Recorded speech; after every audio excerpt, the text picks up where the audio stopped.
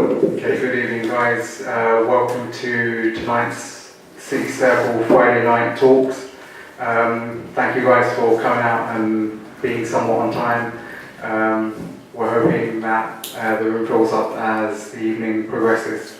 We've got a really interesting discussion for you guys here this evening. We've got a really good panel of guests. We hope you appreciate and value their time, and we hope you are looking forward to contributing to the discussion, and we look forward to hearing what you guys have to say as much as we're looking forward to hearing what this panel have to say tonight as well. Just to give you a little bit of background onto the topic itself, just to read from the blurb, there are over 3 million Muslims living in the UK, and having had a presence here for several centuries, Muslims make a significant contribution to the country. Muslims form one of the most diverse communities in the UK, and for the last 50 years, British Muslim citizens have been active across a wide range of professions in the public and private sectors. But why, over the last 10 years, have British Muslims felt that they cannot participate or are not encouraged to participate fully in public life in the UK? Could it be due to the negative shift in the dominant narrative of the media and public officials? How can we find ways of encouraging full and active participation in all communities? How can we challenge the system and narratives that threaten this? And how can we promote the many examples of good practice by Muslim communities? And this talk follows the publication of the recent Citizens UK report called Missing Muslims, which through its recommendations seeks to enable British Muslims to develop confidence in their equal standing as citizens of the UK.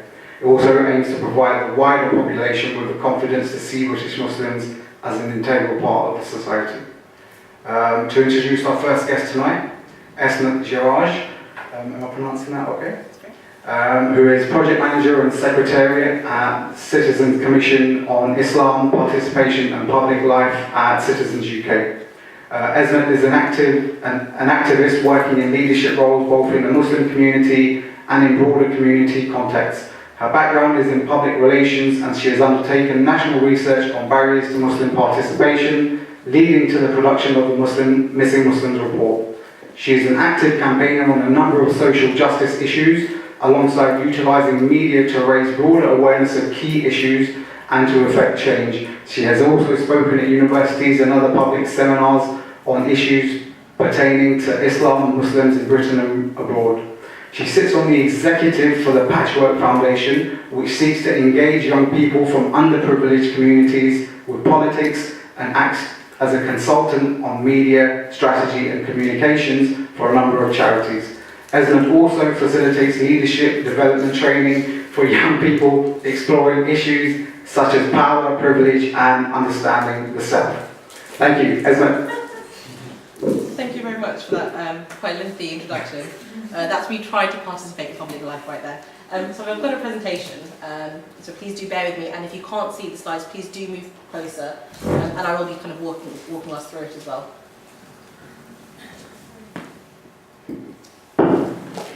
Perhaps now you can hear me as well.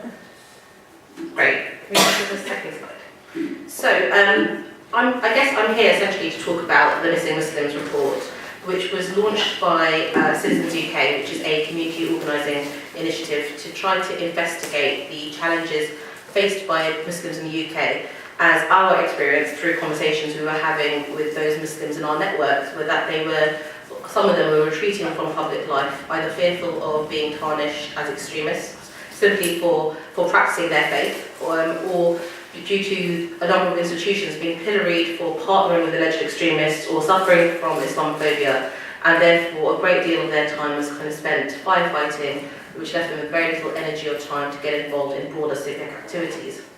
So the aim of this commission, which is a mouthful, the Citizens Commission on Islam, Participation and Public Life, was to unlock a fuller Muslim presence and contribution in British public life. And it's important for a number of reasons, including kind of the very straightforward rationale that there should be equal opportunities for everyone to fulfil their potential, irrespective of their ethnic or faith background. But similarly, the actions that British Muslim citizens take to develop confidence in their standing should enable the wider society to develop greater confidence in the contributions of Muslims as well. And so we were very clear from the get-go that this wasn't about looking at preferential treatment for Muslims. It wasn't about putting an additional onus on them. In fact, it was looking at a shared responsibility that everyone in the UK has in order to unlock the full potential of communities that perhaps haven't fully realised that potential so far. So I've just got a quote here on the screen, and I guess throughout this presentation I'm going to use quotations given by individuals we spoke to across the country to, I guess, try to bring to life some of our findings. And so our final report does draw extensively on the responses it's received, either through oral submissions or through written submissions. So the Commission spent over 500 hours across the country listening to members of the public. Between October 2015 and January 2017, we held a series of public roundtables, hearings and closed sessions. During this time, we also welcomed written submissions from individuals, from organisations across the UK, and a lot of these were accompanied by lengthy reports and documents. Collectively, the Commission has spent over 500 hours listening to a wide range of voices, including Muslim organisations, Muslim individuals, universities, schools, police forces, think tanks, local authorities and members of the public, both Muslim and non-Muslim. And we visited the various cities that are up on the screen. Now, I think before we kind of start to drill down on some of the challenges and barriers that Muslims in the UK face, it's important to recognise that there isn't a homogenous block of Muslims in the UK. We all have very diverse, very different lived experiences. We have very diverse and different backgrounds, and very different, arguably, needs and wants and hopes and aspirations as well. And so therefore, the Muslim community as a term is a fallacy. There is no one community, there are many communities. And it's important to rebalance the public discourse that can either focus on Muslims as a disadvantaged group, which isn't true, or as a threat within, i.e. a distinct subset of British society with a worldview that goes against the mainstream. Now, unlocking a fuller Muslim presence in and contribution to British public life can arguably help to reduce the perceptions of increasing polarisation within British society. And the Commission is of the belief that actions that enable the current generation of British Muslim citizens to develop confidence in their equal standing should in turn reduce fears around British Muslim integration and enable wider society to reap the benefits of greater involvement by Muslim fellow citizens.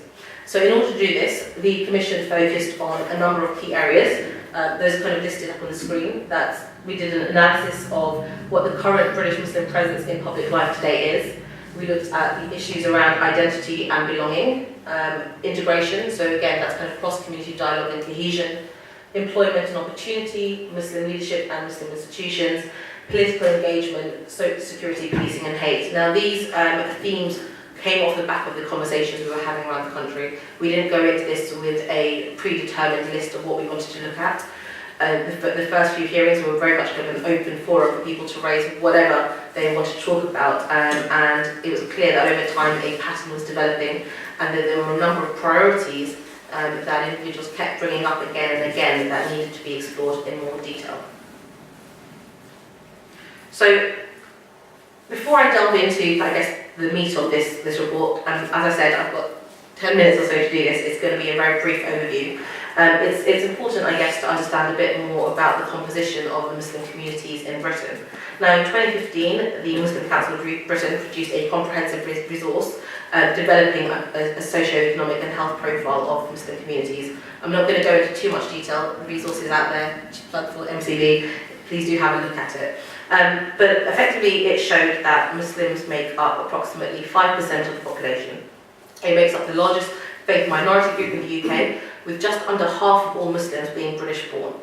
2/3 of Muslims in Britain are of Asian ethnicity, whilst 1 in 10 are white, and Muslims make up around 1/3 of those who identify as BME. So arguably that which is good for the BME community is good for the Muslim community, and taking that further, a number of the recommendations that we put forward in our report perhaps aren't limited only to the Muslim community, but can be extrapolated and positively impact upon others who identify as BME. Now, this gives a very brief history of Muslims in Britain. So the 18th century saw the first large group of Muslims arrive as sailors who were recruited in India to work for the East India Company. The next phase was mainly from Yemen in 1869, and then the 1950s to the 1970s saw significant numbers of Muslims from the subcontinent and Africa arrive in the UK. The late 80s and 90s, one could identify a broad trend of integration taking place against Muslims. They seem to be moving from Muslims who happen to be living in Britain to becoming British Muslims rooted in Britain. Now, unfortunately, 9/11 and 7/7 saw a shift in this trend, where many British Muslims felt that they were confronted by an increase in Islamophobia and racism. The War on Terror introduced new vocabulary to the mainstream, and Islam was discussed more than ever before, more often than not in conjunction with words like jihad, terrorism, and Islamist extremism. And there was a growing suspicion of those who appear to be Muslim. Now, one of the statistics that I actually found quite shocking was since 9/11, approximately half of the mosques in the UK have suffered at least one Islamophobic attack. This just shows the depth of the fear, of the growing concern, and actually the scale of the problem as well. So increased scrutiny in and coverage on Muslim issues can result in an us versus them dichotomy, which produces its own cycle of separateness, with young Muslims growing up in a climate of being othered, i.e. they feel that they have to choose whether they are Muslim, whether they are British, whether they are Pakistani, Bangladeshi, Indian, whether they are a young teenager. The very different elements of their identity, unfortunately, cannot come together as one holistic entity, but in fact is various different streams. And so the events of 7/7 acted as a watershed moment for the development of British Muslim identity politics, and it produced a shift in attitudes from some towards British Muslims, as well as, of course, an understandable fear around the threat of extremist Islamist ideology. Now, this arguably led to many Muslims retreating from public life, and for us, of course, that was a strong concern, that the increasing absence of Muslims from British civil society is actually much more complex than it initially appears. Now, I'm just going to throw a question to the floor. If I say Muslims in public life, who do you think of? Who immediately comes to mind? Sadiq Khan? Anyone else? Farah Swasi? Okay, away from perhaps the political spheres? Mo Farah. Mo Farah? Great. Anyone else? Guys, this is shocking. Ravi Rahman. Sorry? Ravi. Yep, Ravi Rahman. Nadia. Amir Khan, yeah? Moin Ali. Moin Ali. So we're talking, okay, so I'm going to throw a few more out there. Nadia Hussain, Zayn Malik, I guess people that we identify as celebrities.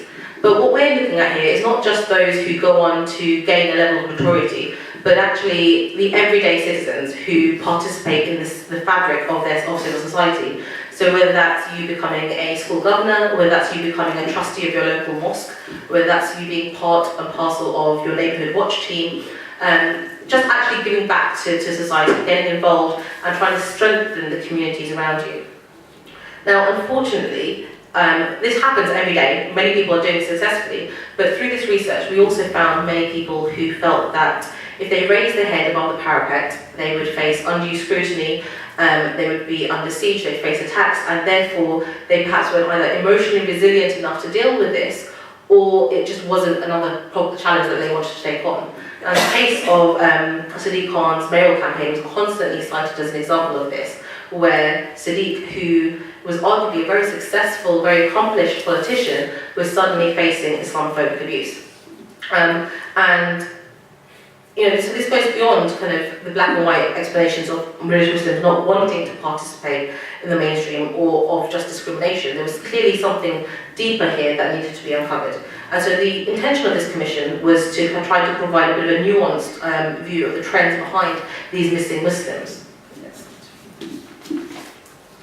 Now, the commission found that, of course, there's the lack of integration is most apparent in areas of high deprivation, which points to the need to address structural barriers. Of course, socio-economic factors play a huge part in whether somebody has the time, the energy, the luxury, the privilege of getting involved kind of beyond their 9 to 5, or in some cases, the 3 jobs that they're working in order to make ends meet.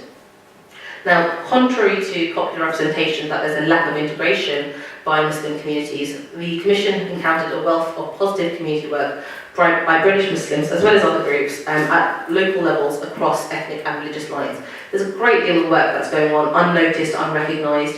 Some of you may be aware of it, some of you may not, but pretty much any locality you go to, there is an example of fantastic Muslims of all ages, all backgrounds, getting involved, irrespective of kind of their faith and their theology. Now, these initiatives need to continue to be encouraged and supported, but similarly, there needs to be a greater highlighting of these. And so the Commission is of the belief that the integration of any community has to be a shared responsibility. And so just repeating what I said earlier, both the minority community and, for the lack of a better word, the host community are responsible for cross-community dialogue and cohesion. Now, a key area that consistently came up was employment disadvantage and discrimination. I'm not going to go into this in too much detail because I know one of the other panellists is going to talk about this more, but this is a key barrier to integration for British Muslims and perhaps more acutely for British Muslim women, especially those who are of colour. So these are compounded by religious rather than cultural rather than religious pressures, where often you have parents or local communities who encourage their daughters in particular not to travel for university or to go for jobs that will fit around their life. Now, I remember when I was choosing my university subject, I told my father I wanted to study politics. He tried to first convince me to study pharmacy, eventually resigned himself to the fact that I was going to study politics. The next day I went to the mosque and all the aunties, as they do, were like, "Oh, Beta, what are you going to study at university?" So again, I said politics, and they all started to laugh. They said, "So what, do you want to become Prime Minister?" Quickly dismissed that idea, and then went to my mother to tell her to encourage me to go into primary teaching, because that was a suitable career for a young Muslim woman who would get married one day, would have a family, and therefore need to balance those commitments. Now, fortunately or unfortunately, I obviously ignored what they had to say and pursued other avenues. But I was very fortunate in that my family supported me in that choice. They encouraged me to move away from London for university, whereas there are many others who are not in that same privileged position. And so clearly work needs to be done within communities to encourage the development of those aspirations, to support young women and young men even in following their dreams and actually moving away from the typical Muslim subject. Next. Another area that kept coming up was the need for better leadership within the UK's Muslim communities. Pretty much every female I spoke to had some criticism of their local mosque. Pretty much every single young British Muslim felt that they weren't really connected to their local Islamic centre. Now, the management committees of the UK's mosques need to better understand and respond to modern British life. There are some out there that are doing fantastic work that are beacon mosques, but there are many others that are perhaps still following traditional ways of delivering sermons, of engaging with their predominantly first generation migrant communities and perhaps aren't appealing to younger generations. Now, this was one of the headlines, and perhaps it was slightly unfair, but there is a need for British-born imams who understand the demands, the stresses, the challenges that young British Muslims in particular face, but also who can speak English, who can engage with young people and support them in a pastoral way. So the appointment of imams and other assistants who engage in the teaching of youngsters do need to comply with legal requirements, but there also needs to be a transparent process undertaken. Now, we've had shocking examples of how imams were treated, where I'm sure many of you know that there isn't actually a fair wage that's paid to imams. It's not a career actually that people go into thinking that they're going to develop. They do it because they're passionate about that job, but there does need to be that respect and that dignity attached to the profession as well. Similarly, there's need for greater work to be done in building partnership with non-British Muslims on local issues of concern and standing together with others to combat hate crime directed at those of other ethnicities and faiths. One of the kind of striking stories that stuck with me was from a local priest who said every time there's an Islamophobic attack or a terrorist attack, he's one of the first to go to his local mosque to demonstrate solidarity and kind of stand with them in support. But when the Christians were persecuted in Pakistan, the mosque didn't come forward. When the Yazidi Christians were attacked in Iraq, no one came forward. And it's not like he expected a letter of support or someone to come around and give him a box of chocolates. But no one was actually even speaking about those issues. So there does need to be some reciprocity. If we expect others to stand with us and be allies, similarly there's a shared responsibility on us to stand with others in their time of need as well. One of the other issues that kept coming up around mosques was around access for women, and arguably it's cultural more than religious, but there is some reluctance around, or resistance actually, to female participation, and so more needs to be done to kind of challenge that. What is clear throughout our work was that there's no shortage of talented women who can make a significant contribution both to the UK and to their own community, if only some of the barriers in their way could be removed. The area of political engagement was also discussed, and so discrimination, fears of being discriminated against, were actively discouraging participation, alluding back to the example of Sadiq Khan, and it was contributing to this disillusionment amongst young Muslims with the whole political process. Now, the Commission was a strong proponent of the belief that the government should cast a wider net when talking to British Muslim communities. Many believe that the government has actively chosen not to engage with certain groups. It's very selective in its choice, and clearly it needed to be speaking to a wider range of people in order to get a better understanding of what the sentiment was on the ground. And so there was a real need for open and frank political dialogue. Whether that's your local MP coming to your mosque to talk to you about foreign policy rationale, or to consult on counter-extremist policies, or actually, let's move away from typical Muslim issues. Let's talk to you about your health needs. Let's talk to you about, how we can get people more engaged in local services. And actually recognising that Muslims are more than just Muslims. They are British citizens who have similar needs and desires and hopes and aspirations as others do.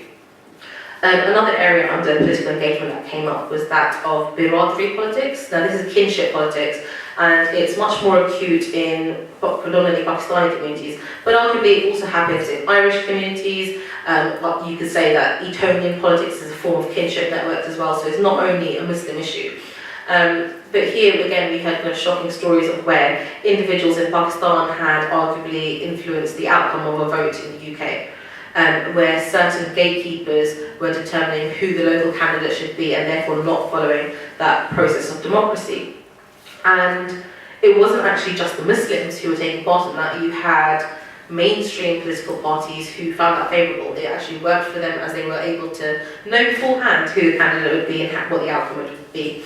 And so this is clearly, it's a challenge that's broader than just a Muslim issue. And the Commission has put forward a number of very specific recommendations on how we can try to tackle this and how we can improve access and participation of Muslims across the board. And then perhaps the last area that came up consistently and unsurprisingly was that of Islamophobia. Now, the Commission has chosen to label it as anti-Muslim prejudice. You can call it whatever you want, effectively it's the same thing. And there's clearly a lack of action against those who are perpetrating or condoning hatred. And this was a very recognisable obstacle to integration and participation.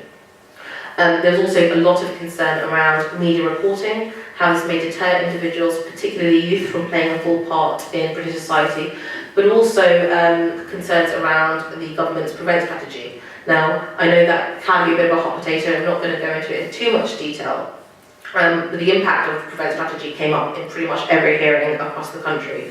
Now, I guess our overriding concern was that the country does need an effective way of tackling extremism and radicalisation, and this would be better achieved with a programme that has greater trust, particularly from the UK's Muslim communities, which would lead to better understanding, better participation, and also enable greater collaborative efforts to tackle what is a very real problem. It was also recognising that there is a need for a debate within Muslim communities about what are and what are not acceptable views for Muslims to be talking about. So whether this is something like rampant homophobia, which does happen in our mosques, or whether it's about misogyny and actually tackling these issues head on from an Islamic perspective and recognising that change does need to occur. Now, attempts to define this through it being imposed from the outside were seen to be unhelpful and in fact counterproductive, but there was a strong sentiment that Muslims as a community and as a faith group are unfairly targeted, which again creates a sense of alienation that undermines the common aim of creating a strong and cohesive and united society. So the Commission's recommendations, of which there were about 18 specific recommendations, were targeted at the government, so that's both central government, government agencies, local authorities, but also the business sector, so employers and civil society. And there were a number of very specific recommendations for Muslim individuals and organisations to take forward as well. Again, recognising that it's a shared responsibility where we all need to play our part in unlocking the full potential of British Muslims in order for them to participate fully in public life. Now, if you use these, arguably if these were all achieved, it'd be a win-win situation for British Muslims, but also for wider society. And again, it's our hope that they will enable British Muslims to develop confidence in their equal standing as citizens in the UK, but also give the broader population the confidence to view Muslims as active contributors and an integral part of British society. I'm not going to list them all, but they range from developing local compacts for employers who could sign up to initiatives such as name and address blind applications, conducting unconscious bias training, religious literacy training, and developing mentoring programs. It could be partnering different schools who have a majority population of one specific ethnic group with that of another. So again, to kind of facilitate that natural and normal exchange of ideas, of critical thinking and debate, for people to just have that exposure and kind of get past some of those stereotypes. It was also suggesting that the government reassess the way in which it engages with the UK's Muslim communities, for both the government and Muslim communities to play a role in ending the current stalemate. One of the specific recommendations was for the government to adopt a formal definition of anti-Muslim prejudice, which it currently does not have, and then for the DCLG to set up administrative systems to look at anti-Muslim prejudice in the same way as other hate crimes are considered. It was calling for an independent review of PREVENT and suggesting that the establishment of PREVENT advisory groups at local authority levels could increase transparency, accountability and ownership at local levels, and hopefully get rid of some of the myths around PREVENT as well. Again, as I said, there were specific recommendations for Muslim institutions, one of the main ones being for mosques to develop a set of voluntary standards. Now this wasn't, it isn't supposed to be a top-down process. It's supposed to come from the communities for them to recognise what are the areas of development, but also, how can they exchange best practice, how can they learn from the good work that's taking place around the country, and ensure that they are providing an environment that will meet the needs of their communities for the long term. And then again, finally, for mosques to invest in British-born imams who are paid a decent living wage, funded by Muslim institutions in the UK and equipped with pastoral skills, so they are able to deal with the challenges facing British Muslims. Now, in terms of the next steps, we are going to be launching a roadshow from September to go back to some of the cities we visited, but also others, to start to facilitate some conversations about this, to try and understand where the specific needs are, where there is appetite to create change, and then hopefully develop some local projects around this in order to affect this change on a broader scale. I've given you a very brief overview, and I appreciate it's kind of jumped from one area to the other because there's a lot to cover. You can download the full report on our website. It does look like this. Unfortunately, I don't have too many hard copies with me today, but the electronic version is online, and if you do want a hard copy, grab me afterwards and I can arrange for that to be sent to you. Thank you.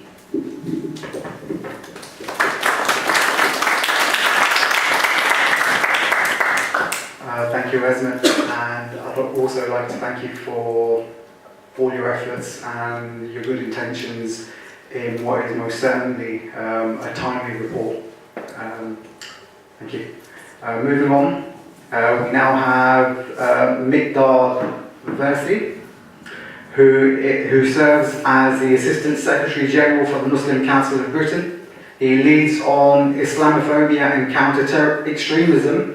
He also regularly writes for The Guardian and The Independent and is a trustee of Rights Watch UK.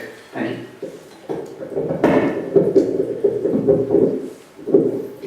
Thank you very much for the introduction.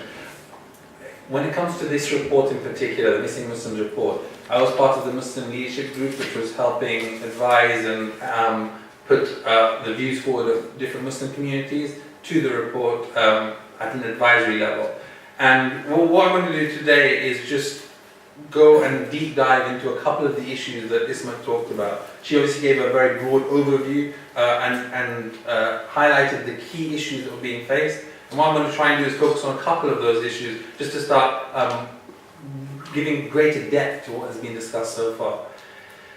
When it comes to Muslim communities, we have a very, very broad section, different types of Muslims in this country. From the one side, we have 50% of the British Muslim population who live in the 10% most deprived areas.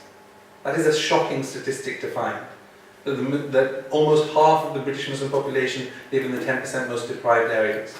But at the other side, we have 10,000 millionaires in the UK who are Muslim. We have over 20 billion pounds being spent by Muslims in this country, a real financial benefit. We have a huge number of Muslim businesses who are driving the economy, especially in places like London. And that broad difference between some of the highest achievers and some of those who are being perhaps left behind needs to be looked at and understood in the context of British Muslims and the way the British Muslims have come. And of course, a big part of that depends on the migration waves of Muslims.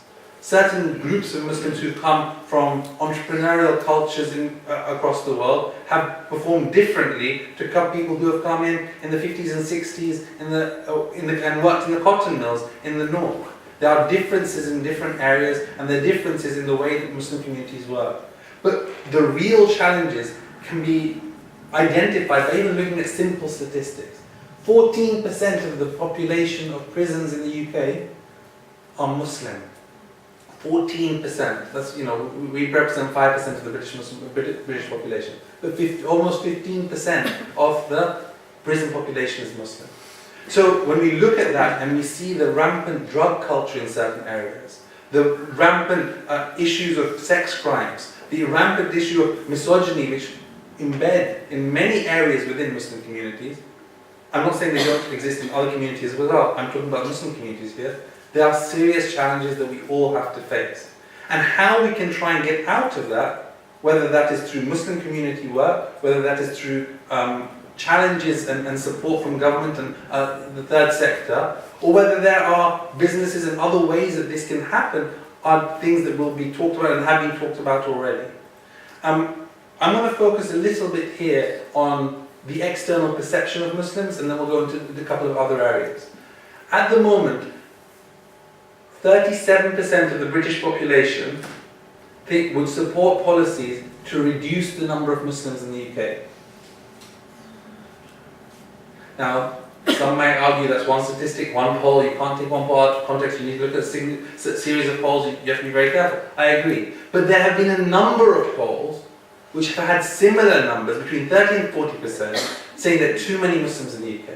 In fact, the largest ever poll of young children between the ages of 10 and 14 done said that 31% of young children thought there were too many Muslims in England. Young children. Between the ages of 10 and 14. Where are they getting this stuff from? Is this part, and how does this impact the way that Muslims bring themselves up and work in this country? Well, according to the University of Cambridge, which did a series of roundtables on this issue, their academic work suggests that the way that the media portrays Muslims plays a major role in creating what they call an atmosphere of hostility against Muslims. When you have a situation where not only Cambridge University, a number of academics saying the same thing, and at European Commission level, they've said the same thing, that the UK media plays a major role in this. Or parts of the UK media, obviously not all of it, that would be ridiculous. Certain sections within the UK media. And then even the United Nations, the rights chief, who really has, to be honest, one might argue, better things to do, has said that the UK media is a significant, and in particular the tabloid press in the way that he talks about it, has played a major role in creating prejudice against Muslims. And he actually goes even further and says hate crime against Muslims.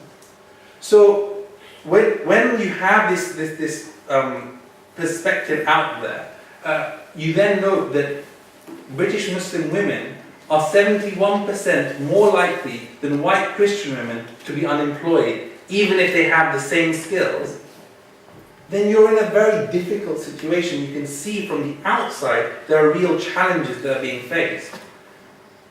And that is from a perspective of the media and the way that opinions are shaped. But those opinions then lead into action and policy. Because what Baroness Seyda-Warsi was mentioned earlier, she said that there is a simmering underbelly of Islamophobia within the Conservative Party. That's what Baroness Warsi said about the government, the party who is leading the government at the moment.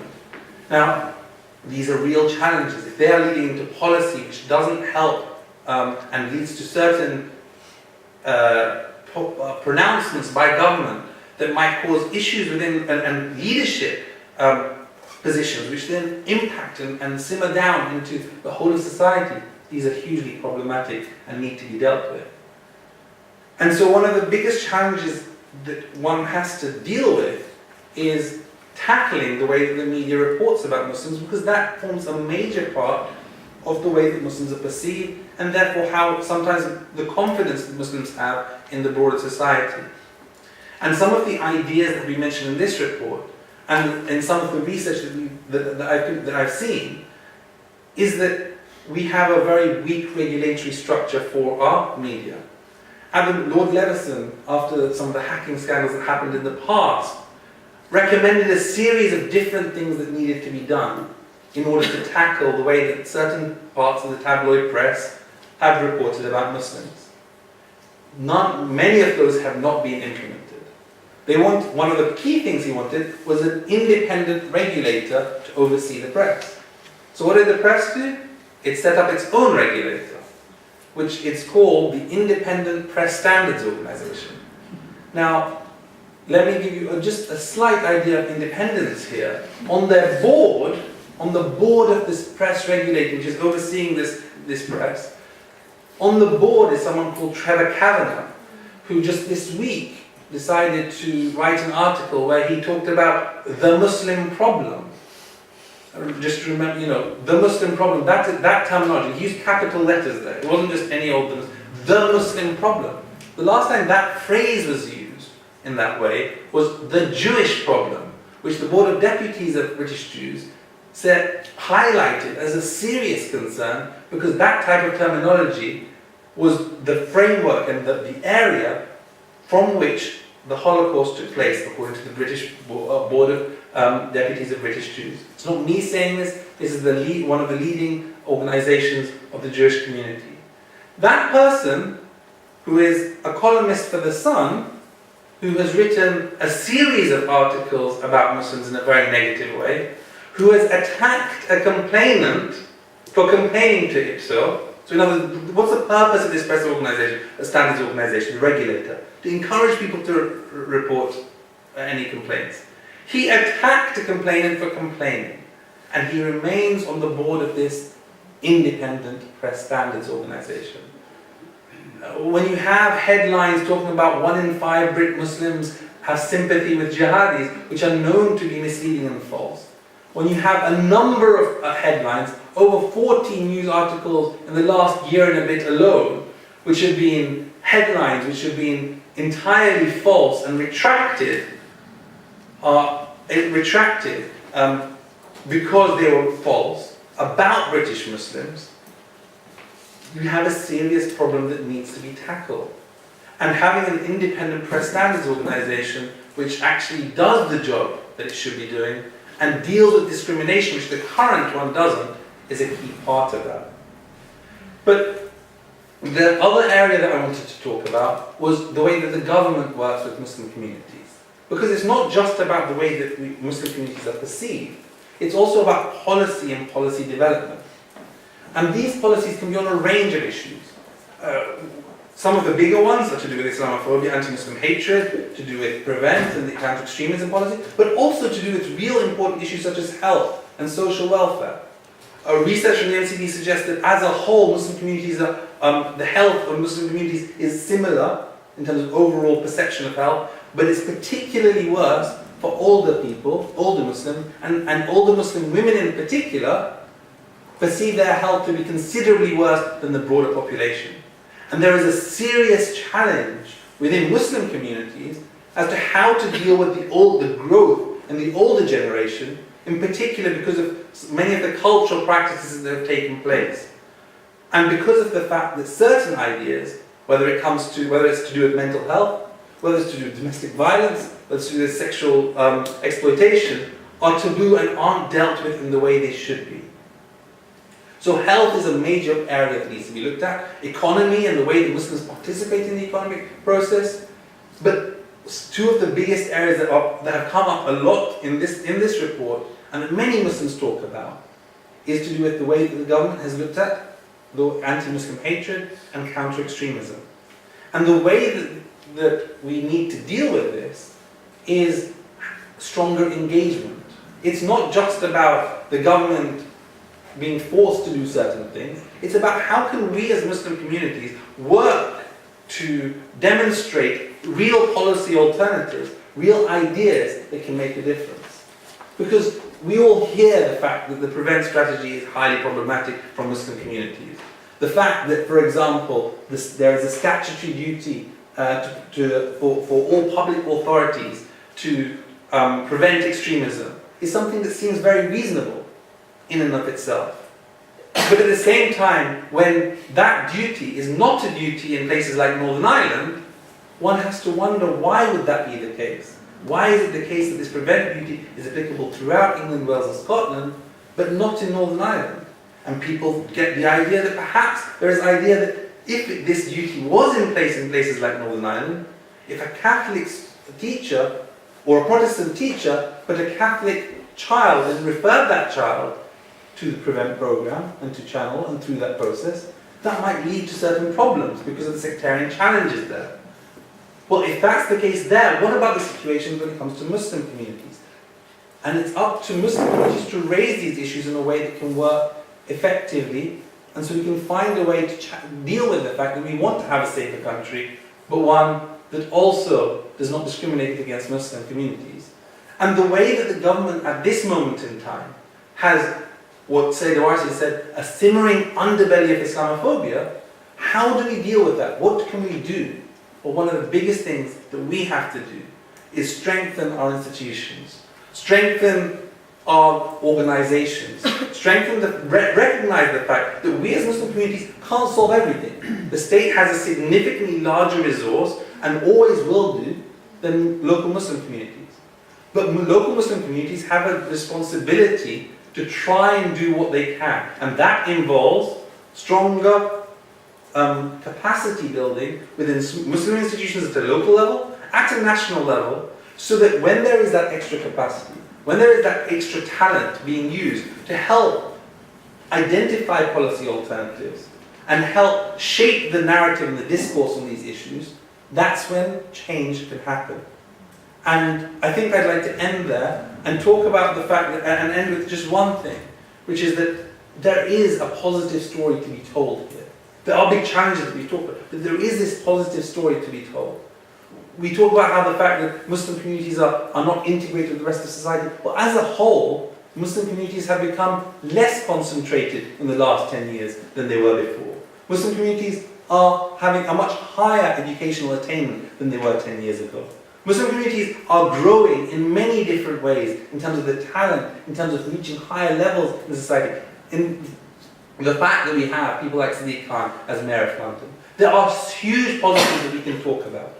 And I think that when we've got these role models in place, when we've got that aspiration and that confidence that we can have, then through the strategic thinking of building our institutions, strengthening ourselves, then whatever happens in terms of what is attacked on Muslim communities, there are stronger responses and we're able to deal with them in a more effective way.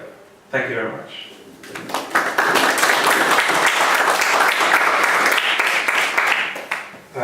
Thank you, Migdal, for your powerful sentiments. It will be nice to hear a little bit later on with regards to what the Muslim Council of Britain are doing to help alleviate and tackle some of the issues that you brought up in your speech.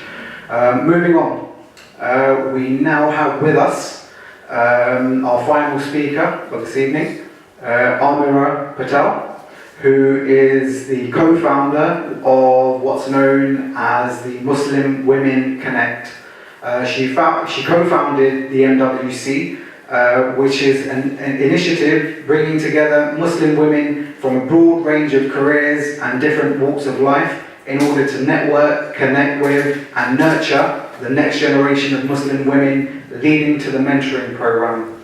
Her background is in campaigns, looking at new and effective ways to engage the public about global injustice. She facilitates training with a number of organisations and sits on the board of trustees at Restless Development, which is a youth-led development agency which seeks to unleash the power of young people globally to change the world. Amira, thank you. Thank you. The area that I'll be talking about a lot this evening is around the work we're doing with Muslim Women Connect, and the way that that links to the Missing Muslims report is in what both Miqdad and Esma have already mentioned, which are the employment disadvantages and discrimination barriers that face women in particular, a lot of Muslim women. The report touches on both internal and external pressures, and that's something which will kind of run fluidly in what I'm saying. And I think it's really important to take note of recent things that are trending, like the gender gap debate that's come up, and things like that, where you're seeing women and how they're being paid, or minority ethnic groups and how they're being paid, raised in the media, and there's a lot of conversation around what's going on there, and there's a real level of application that needs to occur with the idea that Muslim women have kind of three barriers facing them sometimes. When they go into the world of work, it's a triple penalty discrimination. You know, you're a female, you're a person of colour, and then you're also potentially visibly Muslim or a person of faith who's exercising faith in the space.